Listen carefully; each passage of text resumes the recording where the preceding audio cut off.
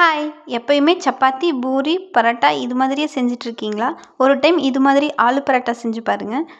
அதுக்கு மாவு நல்லா இது மாதிரி சாஃப்டாக பெனஞ்சு எடுத்துக்கோங்க. அப்புறம் ஒரு ப்ரெஷர் குக்கரில் உருளைக்கிழங்கு நல்லா வாஷ் பண்ணிவிட்டு, தண்ணி ஊற்றி சால்ட் ஆட் பண்ணிவிட்டு, ஒரு 4, 5 விசில் ப்ரெஷர் பண்ணி எடுத்துக்கலாம்.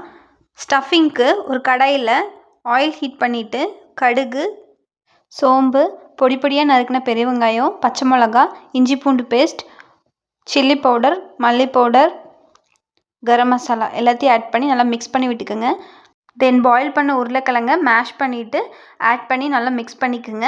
கொஞ்சம் கொத்தமல்லி தழை ஆட் பண்ணி நல்லா மிக்ஸ் பண்ணி விட்டுருங்க. அப்புறம் பிணைஞ்சு வச்ச மாவை நல்லா இது மாதிரி கையில் உருண்டை பிடிச்சிக்கோங்க. உருண்டை பிடிச்சக்கப்புறம் சென்டரில் நல்லா குழி வர மாதிரி 2 ஷேப் பண்ணிக்கோங்க. உள்ளே ஸ்டஃபிங் ஆட் பண்ணிவிட்டு கொஞ்சம் கொஞ்சம் ஓரங்களை மடிச்சுட்டு ஸ்டஃபிங்கை நல்லா உள்ளே க்ளோஸ் பண்ணிவிட்டு இது மாதிரி மாவில் டிப் பண்ணி எடுத்துகிட்டு நல்லா தின்னாக தேய்ச்சி எடுத்துக்கோங்க. ஸ்டஃபிங் நல்லா எல்லா பக்கம் ஸ்ப்ரெட் ஆகிற மாதிரி தேய்ச்சி எடுத்துக்கோங்க.